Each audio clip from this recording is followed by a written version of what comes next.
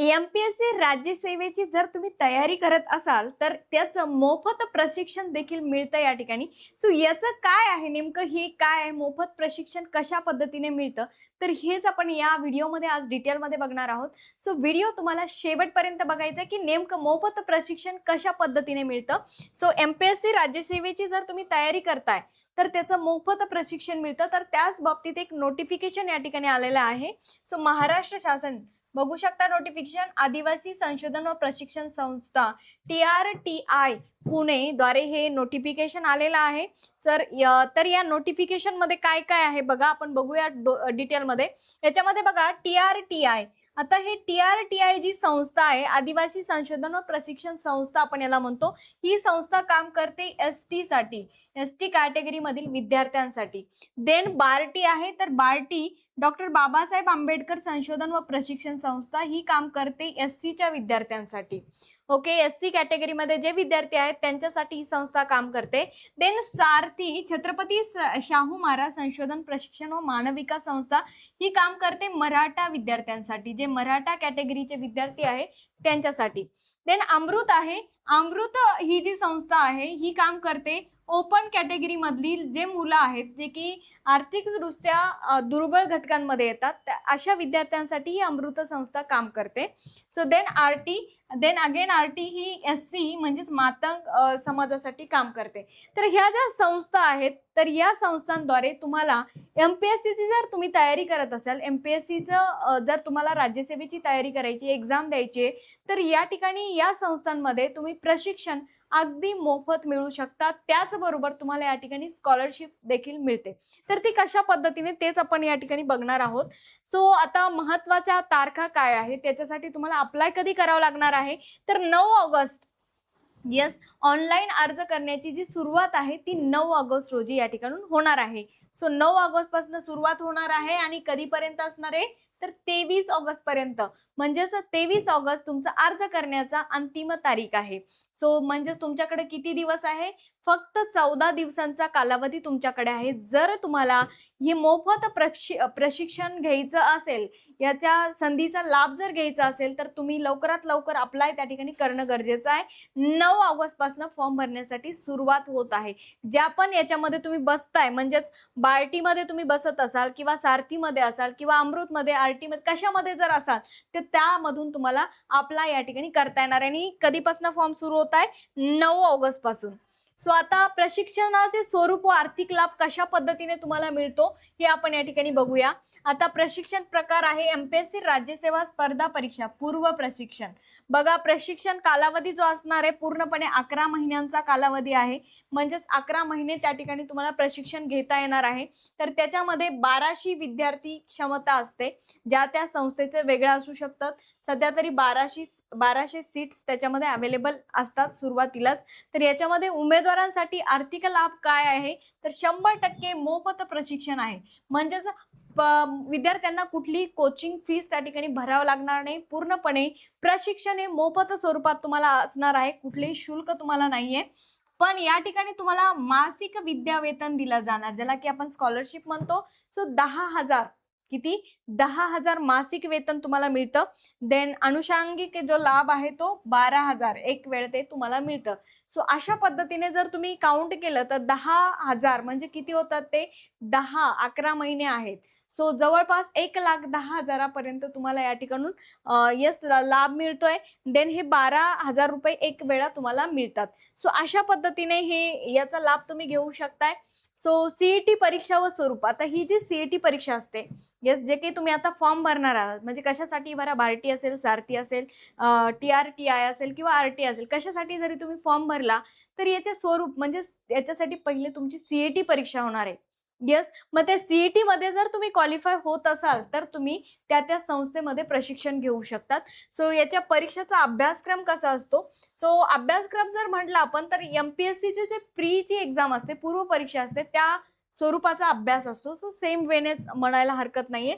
So राष्ट्रीय व आंतरराष्ट्रीय महत्त्वाच्या चालू घडामोडी असेल, भारताचा इतिहास, भारतीय राष्ट्रीय चळवळ, भारत व जगाचा भूगोल, जॉग्राफी आपलं भूगोल, भारतीय राज्यव्यवस्था, शासन आणि संविधान, आर्थिक व सामाजिक विकास, शाश्वत विकास, दारिद्र्य, पर्यावरण, जैवविविधता व हवामान बदल, सामान्य विज्ञान, अशा पद्धतीचा तुमचा अभ्यासक्रम असणार आहे सीईटी साठी.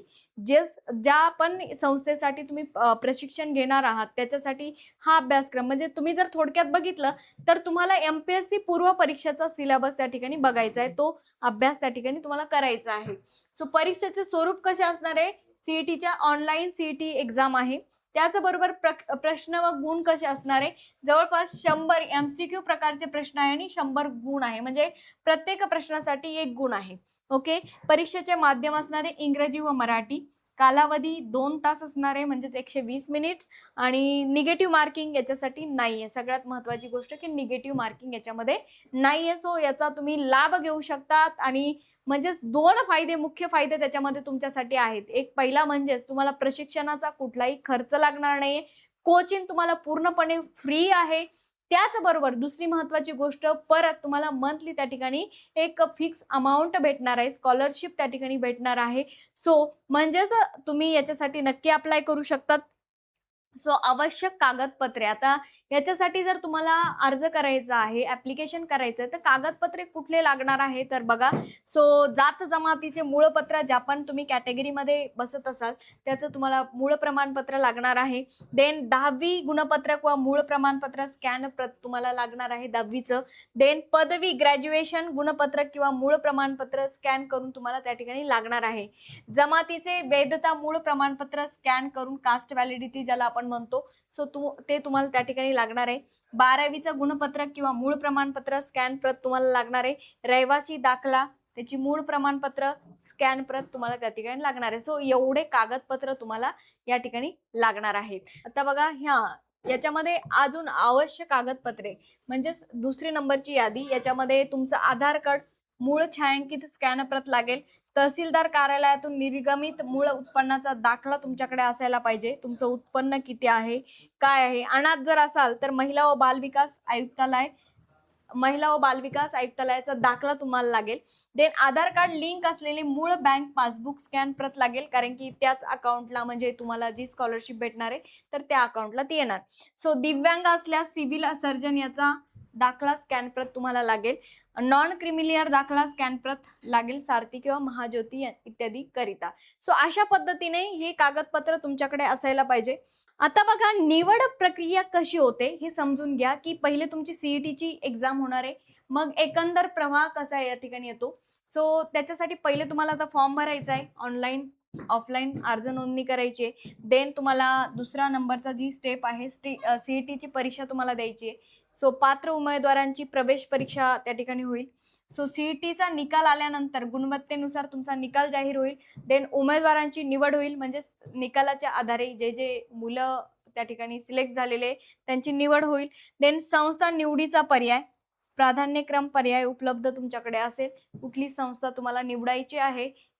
आणि त्याच्यानंतर संस्था निवड झाल्यानंतर उमेदवार जे आहेत ते संस्था निवडतील. त्याच्यानंतर कागदपत्र तुमची पडताळणी होईल, मूळ कागदपत्रांची पडताळणी होईल. देन तुमचा प्रवेश खाजगी संस्थेमध्ये होईल, म्हणजे जे काही तुम्ही तुमचा प्राधान्यक्रम निवडला असेल त्यानुसार त्या खाजगी संस्थेत तुमचं काय होईल, प्रशिक्षण एकदम फ्री असणार आहे. त्याचबरोबर तुम्हाला त्या ठिकाणी स्कॉलरशिप देखील मिळणार आहे. सो याचा लाभ सर्वांनीच घेतला पाहिजे. या ठिकाणी मला असं वाटतं प्रत्येकाने या गोष्टीचा लाभ घ्यायला पाहिजे. जरी तुम्ही कुठल्याही कॅटेगरीत असाल, ओपन मध्ये जरी असाल, आर्थिक दुर्बल याच्यामध्ये येत असाल, तर तुम्हाला त्याच्यामध्ये सुद्धा अप्लाय करता येईल. देन जर तुम्ही म्हणजे मराठा कॅटेगरीमध्ये असाल तर सारथी थ्रू तुम्हाला त्याच्यामध्ये म्हणजे अप्लाय करता येईल. देन तुम्ही एससी कॅटेगरीमध्ये येत असाल तर बार्टी आरटी मध्ये तुम्ही अप्लाय करू शकता. सो अशा पद्धतीने जर तुम्ही एसटी मध्ये असाल तर TRTI मधून तुम्हाला अप्लाय करता येईल. सो अशा माध्यमातून तुम्ही या गोष्टीचा फायदा घेणं गरजेचं आहे.